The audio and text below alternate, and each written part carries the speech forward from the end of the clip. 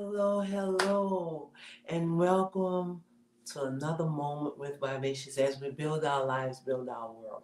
Tonight it's exciting. And what we're talking about tonight, our children, what about the children? Yolanda Adams sang that song and I still play it. I remember I did theatrics in church and I taught the children a dance off of what about the children. And I just cried and cried vigorously through the whole song while they danced. And people could not understand that. I didn't understand it all either. But at that time, these are the children that are having children and families today. And I thank God for what He gave me to impart into their lives. But a whole lot is going on with our kids.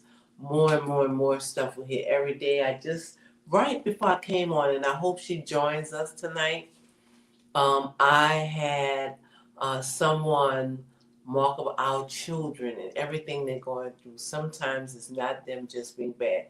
And I really pray that she comes on tonight and talk about some things, little children and mental health. She would be a great backup for me. I hope she's coming on. But anyway, call somebody who have something to contribute about raising our children today. I wanted my sister to come because our time was totally different and we see things differently. So I needed some backup. But see you in just a minute. Get in touch with somebody. Don't forget to like it and don't forget to share it. Okay? All right. And of course, what's that other thing you have to do? Do you know that other thing you need to do? Subscribe. See you in a minute. Welcome to A Moment with Vivacious, a freedom ride where we the people gather to build ourselves, our family, our community, and our nation. For the sound of America for progress has reached critical mass. Understanding that we must put aside our differences to focus on the greater good. This is a place of collaboration to rebuild and restore our nation. Welcome to A Moment with Vivacious. Hey, hey, hey. How are you guys? Good evening, good evening, good evening. Oh, I had quite a week. Sometimes you go through some things, and I'm just that type of person. You don't know if I don't like it, but still together, we have to work it out. But anyway, we did all that. We had an exciting day yesterday down at the SCLC Women's Building. The ladies in Miss Lowry's death, we have a new lady, Patricia. I'll think of her last name. Very, just so inspiring and exciting, and definitely a chip off the old block, keeping things going as far as our civil rights are concerned. I want y'all to know that did not die. And I'm going to have somebody come in and talk to us. We do a lot of work. And a big important work that we do is to keep our history alive and to teach our children. We're setting up classes. I'm saying we because I'm a member, but I'm sure I'll participate in some way. I will participate in mentoring kids, but we're setting up history classes for our children. Look, I saw this is very important, and it's included in tonight because tonight we're talking about how do we save our children? What about our children?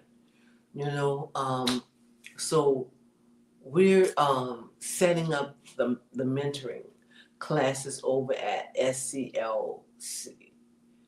They have mentoring already. They already have mentoring classes, but they're going to start history classes. I was watching today. Sometimes I just go through things on YouTube, and it was this Jewish woman, and she was talking about the Holocaust, how her mama had to hide her in dead bodies. That's horrible. And she knew her whole history. She can go back to where she came from at the time of the Holocaust. And the last thing she said before it went off, I have to know this history. I have to teach it to my children, because if I don't, it'll happen again. And that made me sad, because when I'm talking to 25 to 40-year-olds, they don't have a clue. A very significant civil rights leader. I showed my daughter, his picture, and she said, "Who is that?" I was like, "Lord, where have I failed?" I said, "Daughter, look, this is what I need you to do. This is his name. And what I need you to do is go look it up, read it, and teach it to your children. And I'm going to make sure she do that. Because this is why history is repeating itself. As much as we say we won't be slaves again, that's where our hood is going. We're enslaved to the idea of money. Our children go to college for how much money they make. But do they sit down and think about, if I get this loan, how much money am I going to owe at the end of these 4 years? And right now, we don't even have a clue of what life will be like in 4 years. But we've signed on a whole bunch of debt and don't even know what the world is going to be like. Or then put some robot. Look, they got this man running everything, gave him all the money. And I'm not scaring people. I just want us to begin to think differently. I don't want anybody to be afraid. He's talking about he's developed a chip to put on people, on your brain, to make us all little robots. I'm not afraid of that. God is who he is. And when I tell you this week, and today is only Wednesday, I have 3 more days to go up. Sundays. I'm sorry, I count Sunday into the other week. But today is Wednesday, the middle of the week. Let me say that. And he has already proven to me how he has set my life up. Yes. I've already set this up. I put that on your mind. You didn't think that. I put it on your mind. Because this day when you walk into this,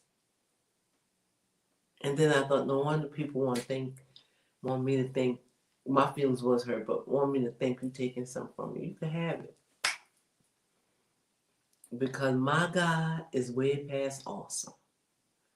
And me, when I'm telling you this, I want you to understand that. But for parents and grandparents, let me tell you, I'm going to start with grandparents first, and then we're going to start with children, and we're going to go all the way up, unless you want to intervene, okay?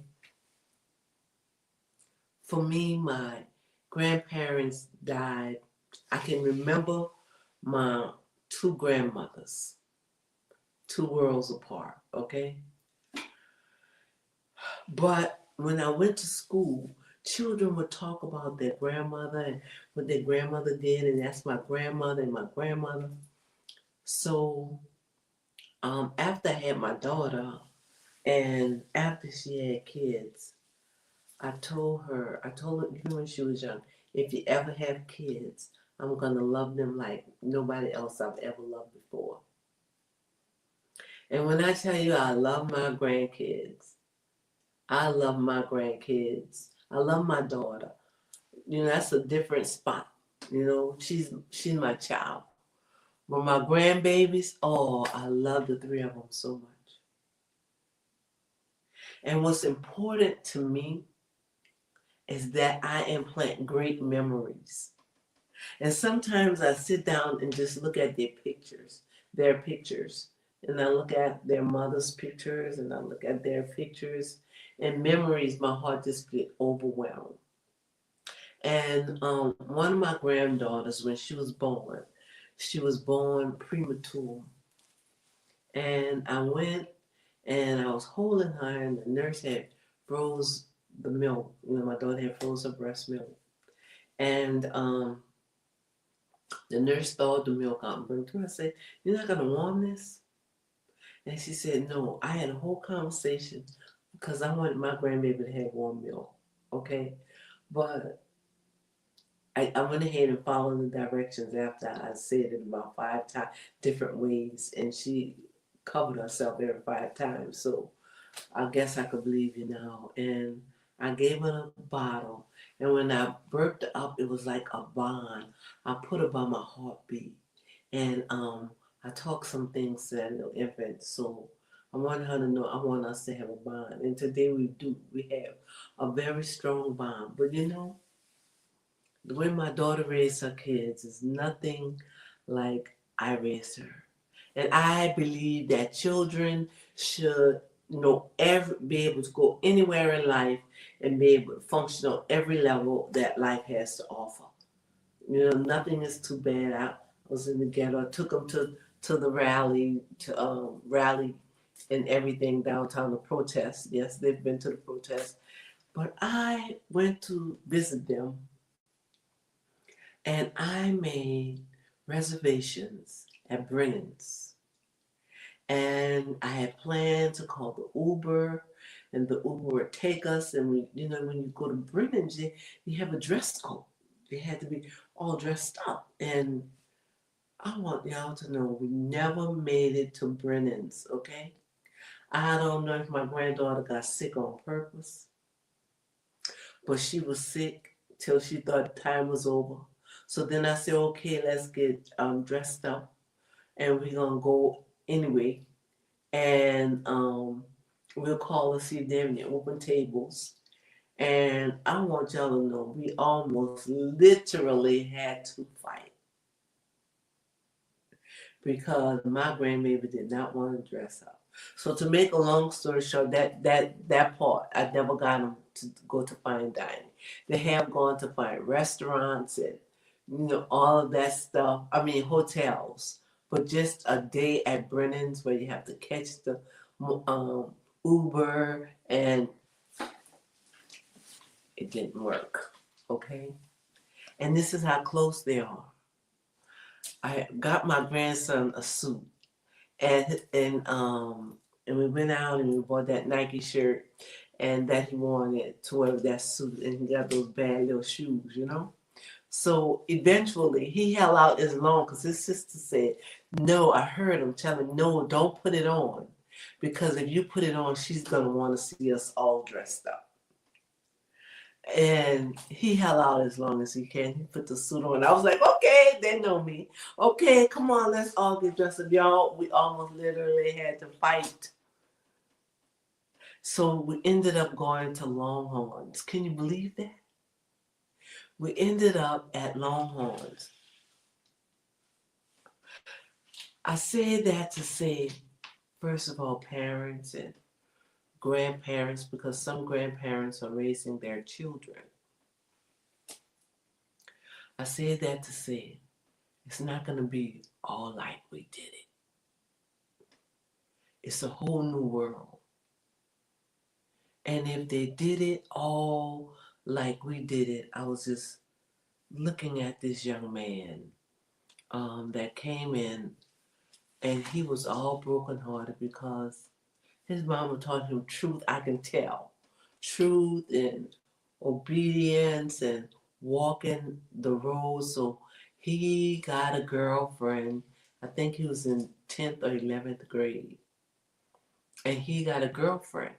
And he was raised, and this is happening to quite a few guys.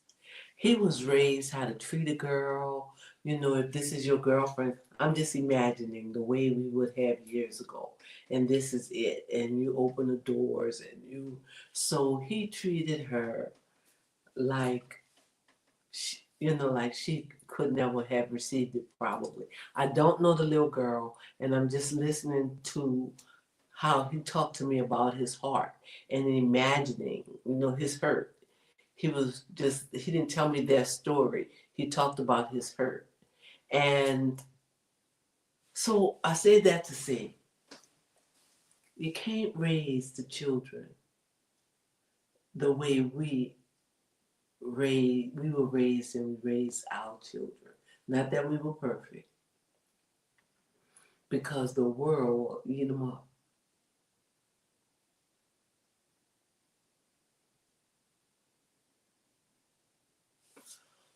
The world will eat them up. Sigrid said, good evening, everyone. Good evening, Sigrid. I'm glad you're here to help me with this parenting situation, this conversation. So, but we're also, thank you, Barbara said, so true. But we're missing so much. It goes all the way from them. How do we train them to survive in this world right now? That I don't understand the world. Every time my daughter got sick, I said, "Look, Chris, you got to make it. You gotta raise these children." I couldn't do it. If I think if I had to raise my grandkids, we would be enemies. We went to the restaurant and these phones. We went to the same restaurant that same day I was telling y'all about. We went to Longhorns instead of Brennan's. And the three of them, they jam, they look at each other and they make their plan. So you fighting the whole wall when you fight those three, because they're going to decide amongst each other their stand, and they're going to take it.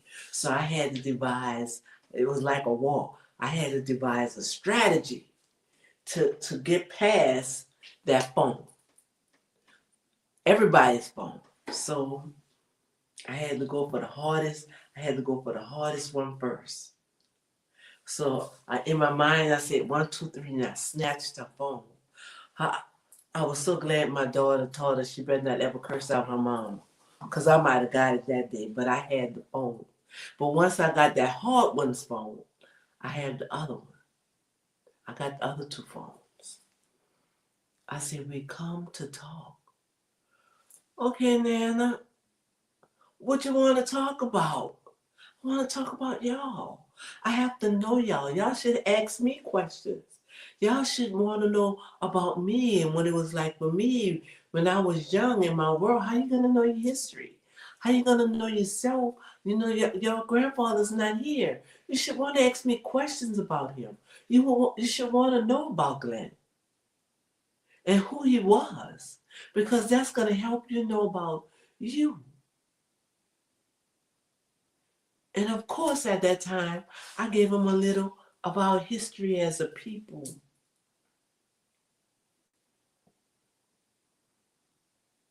But y'all, I don't understand all of this mouth.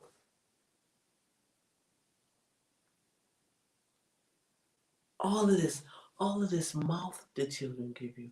I want to give some incidents, and if anybody have anything to say, please jump in. It's the way children beating up their parents these days. Mm-hmm. The mama said, she grabbed a knife at me. Oh, but then she's behind the child's back. She's whispering, it was a butter knife. And in my heart, I'm thinking, it's the principle of the matter. What the world that child is doing with any knife at her mom. Oh, she beat me in the face with a shoe. Y'all,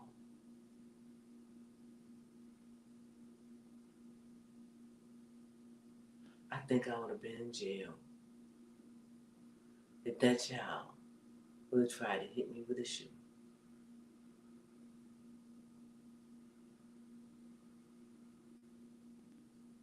And I think it's misunderstood. Let me talk about beatings. I think it's misunderstood. We didn't just beat our children. Like, you woke up this morning, you're going to get a beating. No, we didn't do that. there were consequences for your actions. And it was which boundary you crossed. The same thing for us. I remember sitting back, like everybody knows, because I say it every week. My daddy raised me. Um, Parent give them too much and don't allow them to earn anything. That's it. Barbara, that's it. Barbara made a comment, so I'm gonna come back to that situation because I'll add it and carry it on, Barbara. My one day I wanted to do something, and I said back not only one day, every day, every day or every time I wanted to do something, I would say, okay, if I do this, this is gonna be the consequences. If I do that, that's gonna get a consequence. This would whatever Dad would do if we did a certain thing.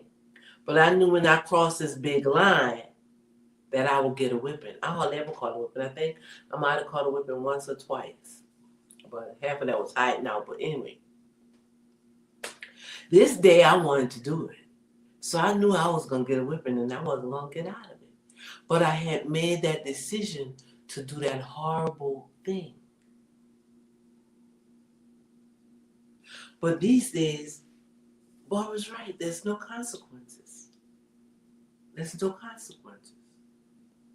The little girl beat her mom in the face with a shoe, fought her and her dad, and so they brought her to us.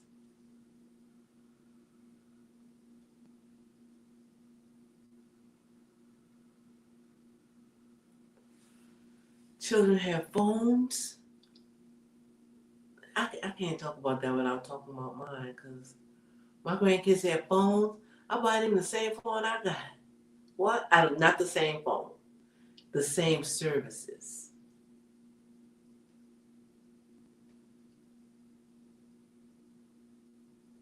To the point where we have many kids that come into our institution where the parents have taken their phone or their electrical device and they've torn the houses apart.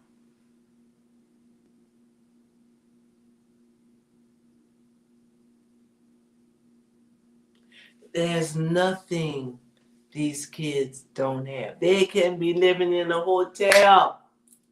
They have iPads, iPhones. Nothing. To the point when if the parents say no or want to correct them,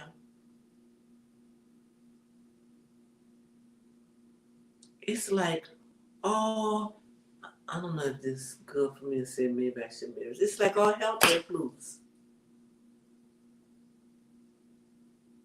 And it's all the way to the other end till the parent has totally lost control. I've seen some videos where the children just tap the house.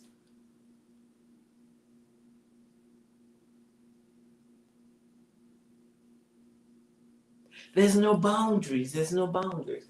And this is not every home because I have a niece that have two sons. I am so, and I'm they're not the only people. They're just close to me. Secret says some parents get too involved in their children's problems instead of making them face what they have done. Oh, wow. All right, City, we're going to go back to that one. We'll get to my two great nephews who I'm so proud of. Let me read that again. Some parents get too involved in their children's problems instead of making them face what they have done. I have patient comes in and the child act bad in school. Mom said, that's because the teacher didn't take time to, and the teacher didn't, and then the assistant over there that was supposed to be sitting them there, the para didn't do this and didn't do that, and the child is sitting right there. The child is sitting right there. Oh, what she said to you? I was volunteering at the school one day, and the parent came in and said, "I want to see the video." What the assistant principal was saying, the child was in a fight, and she's asked to leave school. It wasn't even her fight. She jumped in a fight in a hallway, and she's asked to leave school. She's suspended until Monday. She has to come back Monday. The mama said, "What? Let me see the video." And like going back and forth with the principal to the vice principal till he said he wasn't going to do it anymore. But let me add this too. The child may not be wrong. It may be an incident where the child is right. And because I got on a parent about that. He did one thing. He's autistic. So they're gonna blame everything after that. That's the report they're giving. And everything after that, they blame on him like he's wrong, and he has nobody to stand for him because you're doing the same thing too. However, do not correct or talk to the teachers about that in front of him. I had a mama one time that was talking to me. She stood on the phone. She stood on the phone for an hour. I said, but I thought that when she was finished telling the story or halfway through, I don't know if she was finishing out or she just stopped. I said, but I thought they wasn't supposed to have their phone in school during the day. And then she said, I know, but I heard him talking and no, we don't do that. We don't do that. And Barbara's right. That's why so many parents are afraid of their children. Because the parents have gotten into their problems, giving them right when they should have made them face their consequences, consider your actions. And this is why nobody takes responsibility for anything but themselves today. Everybody going to court and sue. I still don't understand it. Maybe somebody could help me talk about it later. How somebody got on drugs, went out and bought the pills, took them, but it's the people's fault who made the pills. I think I think that's I think that's part of our society problem. Because grown people do the same thing. And those grown people are people who's raising the children. And I think the law have a lot to do with it too. I remember sitting in intake, this man came in, y'all. He was crying so hard. His son, he took his son from his mom. Mom was living that bad life over there. All the boys in the house was drugs, all that stuff. So the daddy told me, this is the daddy side of the story. He was my patient that night. And the little boy, when the daddy was home, he wasn't expecting the daddy to come home. And daddy bought him all nice clothes so he could look good every day and everything. And the little boy came home and the daddy saw him get off the school bus. And he took him inside and he spanked him and he made him put on clothes and gave him a good talking to of why he needed to be like this and blah, blah, blah, blah, blah. Well, in the meantime, when the daddy went out off to work and he was there with his dad's wife, he called his mom and said he was abused. And the police came and arrested the dad off his job and brought him to jail for child abuse. Now the son was in the home with all the drugs. And the dad was stuck because his wife said, wait, we're not going through this. I can't even come get you out of jail. You're going to have to realize that this is not going to work. I can't imagine the feeling that man had at that moment.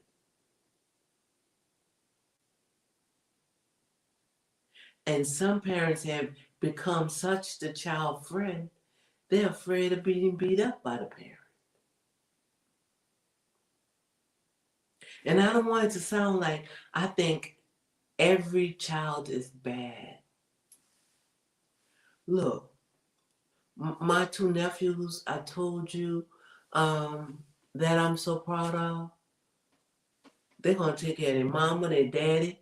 They're going to talk to their daddy right. They're going to talk to their mama right. I know sometimes they get mad. Those little boys, you could put the look on them. Like, what? You know that look your mom used to give me and shut up? But they're big now. One of them is like towering over me. He's my Heisman man. And the other one is taller than me, graduated with honors in college. But those parents had the discipline in their presence and not in their presence. And I admire every parent that could put the eye on, and it works.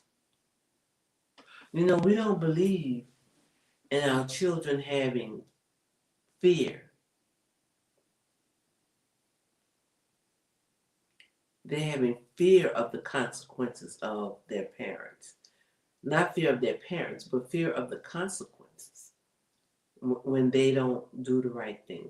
They have margins at home.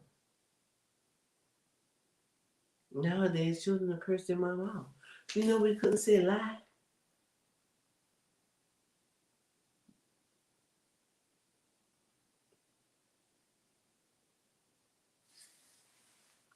And then it spills over into the classroom. You have children who sit there and learn. My grandson's biggest peeve, and next year they're changing his school. He scholastically he's excellent, and he gets so emotional in the class when people are misbehaving. So for those parents who are giving their children, and their children go to school and learn, that's a whole nother fight we have to talk about. My grandson one day went off in the class, screaming at the children to shut up. He come here to learn. Don't they want to learn something? Uh, and my daughter was like, Mama, he went off in the class. I understand that. We just have to teach him how to handle his emotions. And that's an emotional issue. We have to help him grow and his emotions mature. So, but that's expected if he came to that point. But we have to grow. We have to also train our children in emotion. I remember once um, a young girl I know, beautiful family. They got, her and her husband got into an argument in front of the kids. And she said, oh, my baby couldn't take it. He was shaking and screaming and just said he wanted to die. So that family had to sit down and have a meeting. And those parents came to an understanding in front of their children. We will not argue in front of you anymore. No argument at home between us can come to that point. And I brought up that incident to say that it's good when you can recognize, hey, Kanisha, I'm glad you joined in. Parents have to realize when they're emotionally out of control and what happens in front of the family. And every situation can be a growing situation. We can teach our children to control their emotion? What do you do if you're in a situation and you have no control over changing the situation and you can't remove yourself? Because that's going to come up in life too. And I want to say to every parent that that's parenting their children, that's learning to parent their children, that I'm very proud of you. For every parent that wants to learn how to parent their children, we have some Tiffany Williams and the other petite. I'll think of her first name in a minute, y'all. Y'all know how my mind goes. Crystal Petite. We had some great parenting sessions on 3 Wednesday nights. That's 3 lessons, 3 hours that we shared on parenting. But I'm gonna have someone come and talk about um, emotional control in our children, because we also have to understand that everything they go through is not bad, and some things, not them just being bad. It's, we have to raise them emotionally, spiritually, financially. The spiritually and financially is, and emotionally, all three of those things, when we think of everyday parenting, is lacking. Physically, we have to raise them. We have to mature them in all those areas. And sometimes, y'all, sometimes it's mental illness. Some mental illness come up at different ages and um, different times. Like when the child just won't sit down, won't sit down, won't sit down. The good thing I'm happy about is they're taking many children off of stimulant use for ADHD. I'm very happy about that, because that's one, if your child is on Adderall or any of those medications with stimulant, that's just what it do. It stimulates them. I don't know all of the chemistry of it, but if they're jumping up and down, running, won't shut up, it could be the medicine.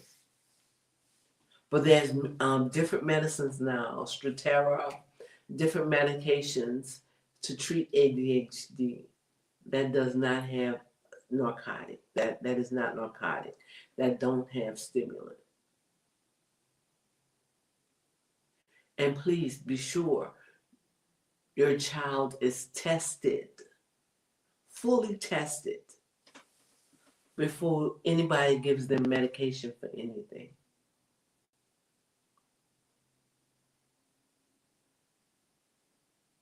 And since we've started about mental health, the first thing I want to talk about is depression.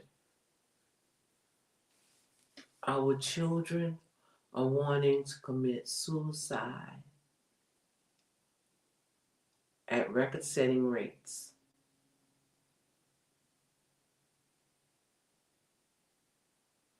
And it's very, very sad. And some of it is directly from the internet.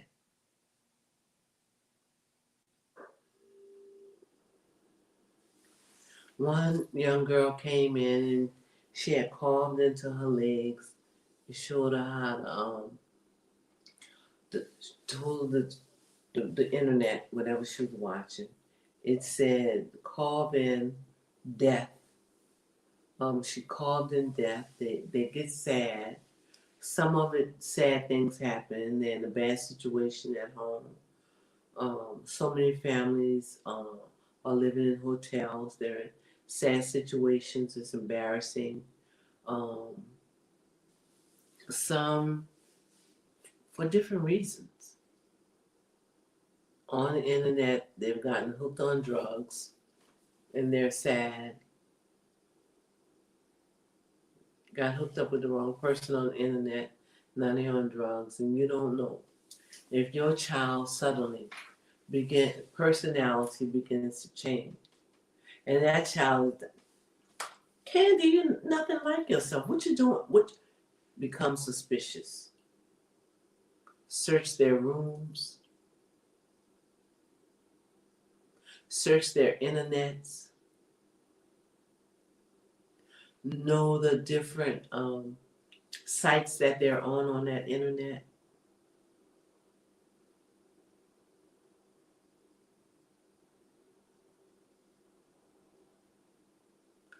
I thank God my niece and my daughter, they go through their children's, well, I don't know if my niece does it since her children are so much older, but they go through their children's phones regularly.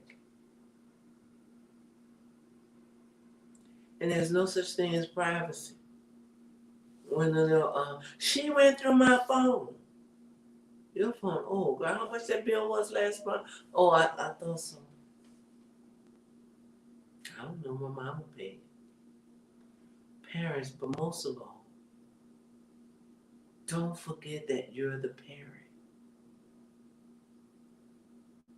Don't get so involved. Make sure everything your children get, they earn it. Oh, so you need $5? I'm making this up. I'm sure nothing is $5 anymore. Oh, so you need $5? Oh, so you need track shoes? I need the kitchen mop. I need you to watch your little brother.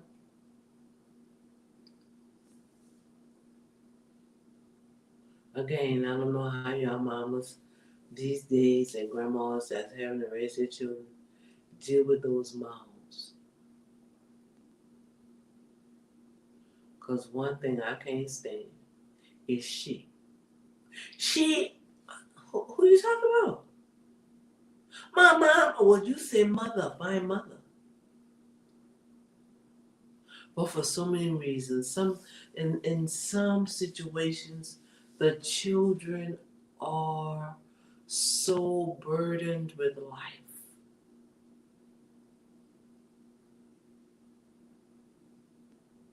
And when they come in and they tell me some of their stories, I'm like, oh my God, it makes me sad. So many of our children are going through so much. And I'm asking you, please, um, if you have any kids that's in your life that's close to you or you spend time with, be proactive in helping them develop themselves, their minds, their emotions. Show them love. You know, on my job they say you can't hug children. I say some of the hugs they get from me will be all the hugs they get in their life. They'll be 23 years old, standing in a corner, remembering Nurse Valley in that hug. If you could be kind to these kids, some of them it's not them at all. It's the parent.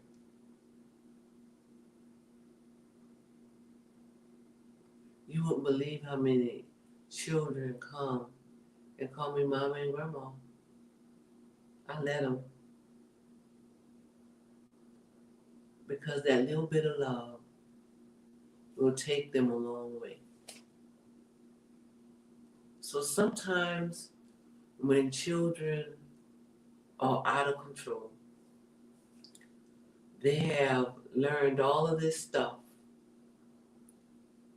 to survive. And when I'm talking about all children, but children, they're just flashing through my mind. Not only from my job, from my street ministry, from different situations I was in, that I met different children from different walks of life. Um, you wouldn't believe some of the things. I was talking to somebody the other day, and she was saying my mama was an alcoholic from the time I can remember until I was about 16. My mom would fall all over. We had to pick her up. She would wet the bed. We had to do the roll thing, me and my little sister, to change her. We had to find something to eat for so many days.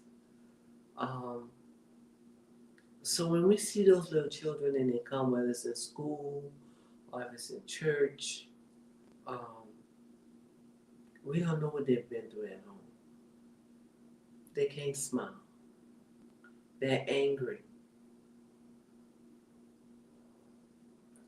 And unfortunately, for some young black men, and I'm glad for my circle that, we have quite a few little young black men, friends and family that's coming up, and they have love, and they have unity, they have community, yes, and village. You know, my sister, everybody's babies before they went to school. Recently, she had to stop, but everybody's babies before they went to school went to Yaya's house, and they came up with Yaya's love.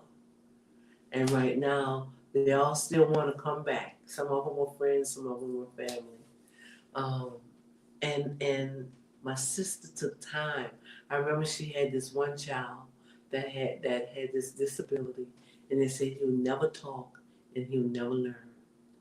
And look, my sister ran the health department until she retired. But she taught that little boy how to learn. And the mama was like, "What? What?" And that's why when God has given you a place, you have to take it. And each child and each person, we're talking about the little people now, that comes through your life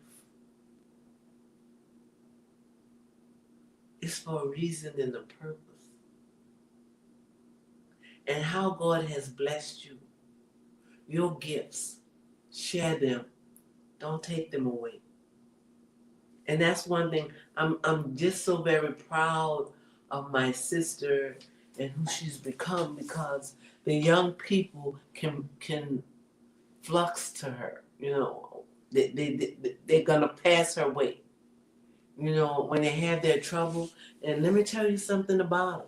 She's not gonna just amen you and give you and yeah, and this one did that and that one did this. You can't talk to her about nothing nobody else did. And whether you're hurt and broken, she's gonna let you know what you can do better, and because you can't control anybody else. What we gonna do to make your situation better and it's not occur again. And I said that to say that's a perfect example when our children, because even our grown children, they'll come to us and they're still our children. Well, first of all, don't tell me what somebody else did wrong. What did you do? And what could you do it better? I don't need to talk about Gary, because Gary not here. Sylvia, we're going to talk about you. That is, unless you're being abused. But some children even come up, y'all, in the worst situation. I had this little guy. Oh, I love him so. And I always remember him and always remember his name. But I'm going to tell y'all, he was a bad mamma jamma, okay? But this was the situation. His situation was that his mom and his dad broke up. His dad went meet somebody else and married them and had a life. And he was with his mom, who lived on the street. And they never had a house. So, I mean, They did have a house at one time, and Mimo had gotten him a house at one time. But his mom was living with a friend when they lost their house. So the friend said he couldn't come live there, but I understand. Okay. So the little boy would go, he got a gun from whoever give him guns, and he would steal cars and rob people. But most of the time he said he would steal cars, and because he didn't want to hurt nobody. He would steal the cars, him and a partner, and then they go sell a car, and he would give somebody that was on drugs a little money to get him a hotel room, and that's how he lived. He lived in gangster survival mode, and it was so sad. It was so sad. And I'm saying that's an example, but that's a short example. That's not most kids. Some kids have mental health issues, as we discussed before. I'm reviewing, and they don't know better, and they can't know better, and they're acting that way because they're emotionally unhealthy, or they're mentally unhealthy, and sometimes we have to take them to have counseling and to get help and to get treatment um, when they're out of control of their emotions. And then some children, you can do all you can, have done all you can, and they just get with the wrong people and decide this is how I want to be.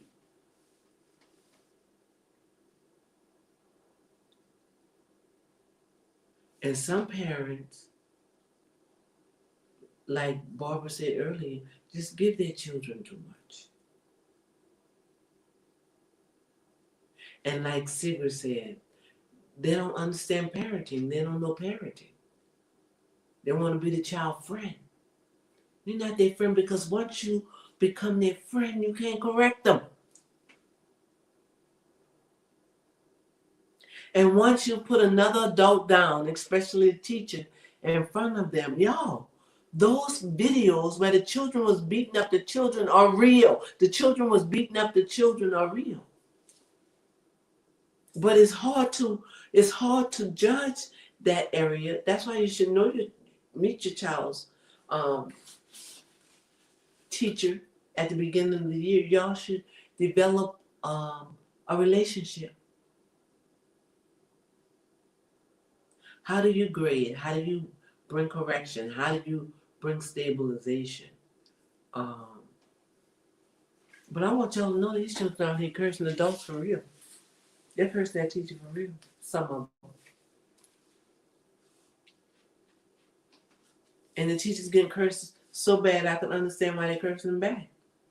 I would hope to pray if I was in that situation I wouldn't do it.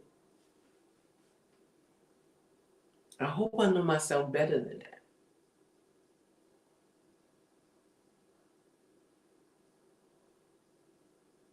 But some of the things that we're going to do to correct all the things that we talked about tonight, if anybody have any suggestions, please put them in right, Barbara. No respect. And it still goes back to the parent that don't demand respect in the home. Everybody equal. Well, they got to say something. They need some wisdom to say something with, honey. They need some wisdom to say something with. I remember when I was working at the jail, the guy was cursing. I said, "Excuse me? Don't you see I'm an older lady? You respect?" "Oh, my mama curse. I curse at home. My mama curse. I curse in front of my mama. My mama don't say nothing." Well, that was part of our back and forth. I said, "Well, you call your mom and tell her I say it." And so all the other inmates started telling him, "No, you can't curse like that, man. You can't do that here. Oh, that's right. I'm in the South. Well, I'm sorry, ma'am. I'm from Chicago." I said, "I don't care where you're from." But that didn't start happening because that was adults. That was jail. That didn't start happening once he became an adult. That started happening when he was 2 and 3 and 4, and they thought it was cute. My sister's a bit, my older sister's that's her pet peeve. Oh, that's not cute. The way he's talking about talking to people, or the way she's talking to that child is talking to grown-ups. Oh, you think it's cute now? Wait till he's talking to you like that. And you know what? She's absolutely right. She's absolutely right. We gotta, first of all, don't let your child answer you back for everything. Why are we going word for word? Because they're gonna go word for word wherever they go. So we're not doing that no more. We're throwing that out. We're making our children respectful. We're gonna raise them up spiritually. We're gonna talk to them about their emotions, especially anger. You have a right to be angry, but you're gonna control your anger and deal with it, and that's it. It's over. After that, you're going to have to deal with me. So financially, we can't just give them and give them and give them and give them. I was talking to a friend of mine. He has a grown daughter who decided she wanted to move out. He said, I had $500 to spend on her. I don't think she should have had the apartment, but she got the apartment. Listen to this. I heard that. Oh, $500. And when we went to the store, she had to spend like $700. Now what I'm gonna do? I gotta pay my rent. They had like $700. I said, why you didn't give me a budget? If this is all you have to spend, tell your grown daughter entering the store, this is what I'm gonna spend.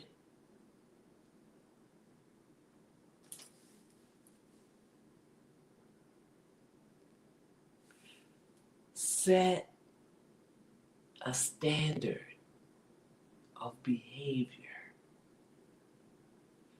Teach them that we can take them anywhere in the world and they know how to act. That's going to come from us.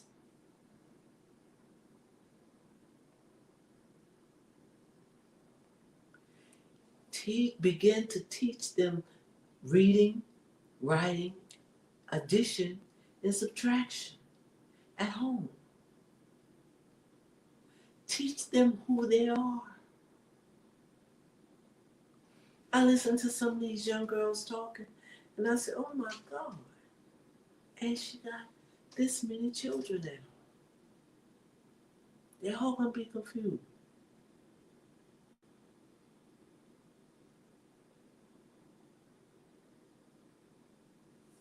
Sit down. Train them mentally, emotionally, spiritually, and financially. If you spend everything you got, you're not going to have nothing.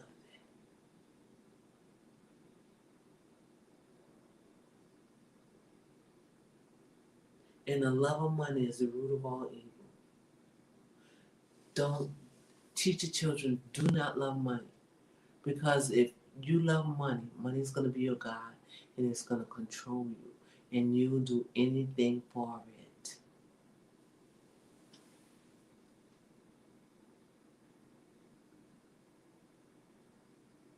All the stuff you're screaming for, and all the stuff you're out here working all these hours, not home with your children there in front of the internet.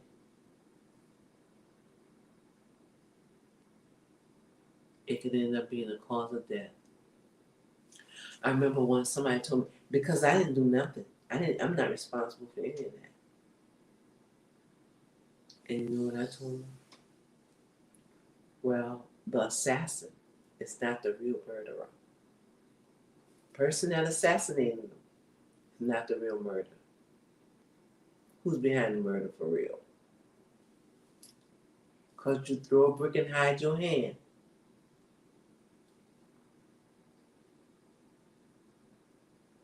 And not doing like Sigrid said, face it, make them face it. Don't make them not the murderer. Like Sigrid said, make them face it. Barbara said, stop giving them everything. And Vivacious said, teach them to control their emotions. And the last thing I'm going to talk about is, can we get right and wrong back? It's not good, okay, because it's what you think. There is such a thing as right and wrong. So let's start there. What's right and what's wrong? I hope tonight was good. I hope it blessed us a little bit. Somebody had requested. Oh, Barbara said, how can we help them to be better? Now, this is what I think of. We're going to step back a little bit, y'all, before we close. Start with boundaries. Okay. Be quiet, because they're going to be trying to talk while you talk. Sorry.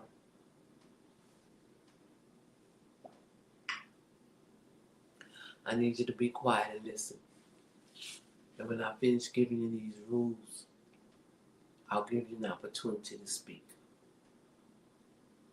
But don't answer me with what you want to say right now. Listen to my rules. One time when I had the kids in church, and they want to talk when I'm talking. So y'all want to talk when I'm talking? You don't talk when I talk. Okay, I'm going to keep on talking. I talked for 45 minutes. And then they didn't get to dance that day. They didn't get to act, okay? No drama, no dancing. They didn't hear me talk. And then I said, okay, let's load up the band and go. So there'll be consequences. We have to first set or help them by setting consequences. Set rules. This is my house. This is what we're going to do in my house. This is how it's going to go. Saturday mornings, from such and such and such and such, you're going to do your chores. This is your chores. We can't just say we're going to clean the house. And that is because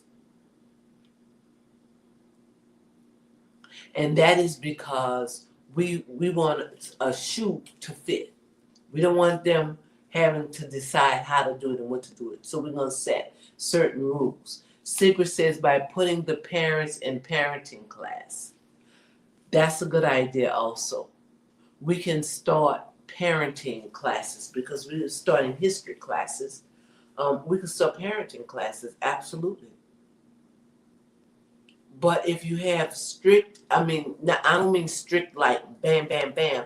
I mean strict like specific guidelines. You're going to do A, you're going to only use your cell phone is off after 9. You cannot be on this, if you're on this site on the internet, if I find you ever on this site, you lose your phone for 2 weeks. Let them know the consequences before it starts. That way, you already know you broke that rule. And whenever I'm talking to you, you already know when you talk when I'm talking, this will be the consequence.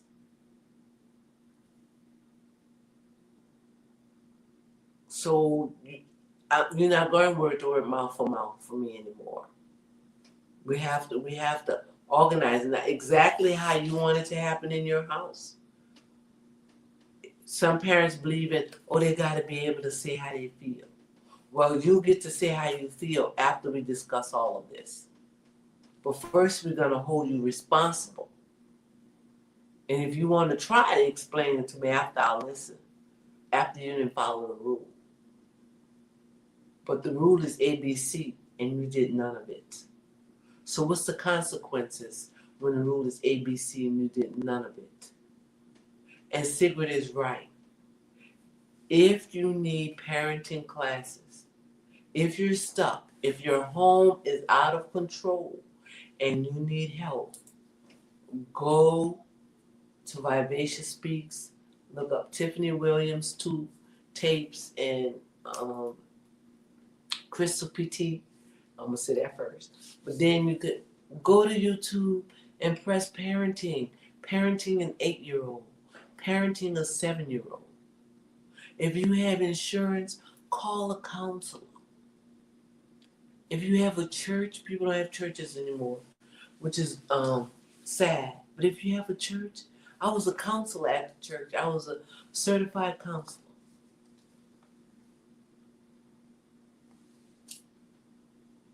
Seek the available help in your community for parenting. My home is out of control. Look, we had a guy come in, and all his mom was talking about what a wonderful child he was. This dude, no, have mercy. I said, this will be the very one who commits a crime, and the mama will get on television and say, my son is so perfect. Or the woman whose daughter had to went to every store, Macy's, Walmart, stole all the stuff, went back, bought it back, had cars. Oh, she have a $300 Macy to sell. Stop accepting all these stolen goods into your into your house, supporting your children in crime. Stop it. It starts when they're young, and they come home with stuff you didn't buy. My daddy would say, well, so and so, let me play with it. Well, come on, we're gonna bring it back. We're gonna bring it back to so and so. Don't take so and so stuff. If I don't buy it, you don't have it. I had a mom say, my son was in the gang for 5 years, and I didn't know till he went to jail. Well, where in the world? Glad I caught that. Where in the world were you?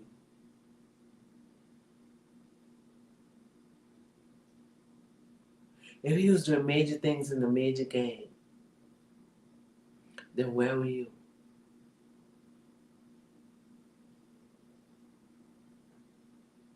And why you never noticed anything out of the unusual? The son carried a gun in high school. Come on. Pay attention. Don't accept all that stuff. Don't accept your child cursing you out or screaming back at you word for word. Don't accept that.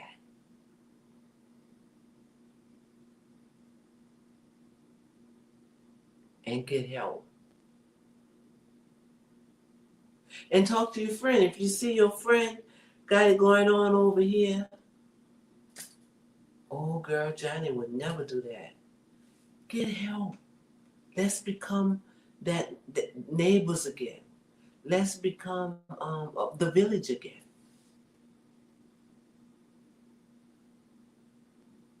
My neighbor sent her son to me. Nobody thought he would live to be 18. That boy is a tanker. He drives all tankers right now. Doing great things. Because his mama reached out for help. I said, teach him about his self-living. Well, she was white and his dad was black, but you know, they lived around us. And my brother, he, you know, was there. Well, like I said, we were a village. She needed help. So she reached out. And where I needed help, she was my help.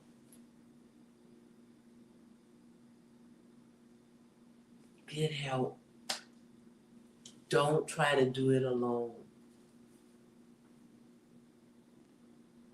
Thank y'all. I've been way over with no guests. I'm sorry. But we enjoyed that. We had a great time. And I'll see y'all next week. We have a nutrition person coming on, and we're talking about food, how to grow your food, how to prepare your food, how to be healthy and stay healthy. So see you next week. Good night.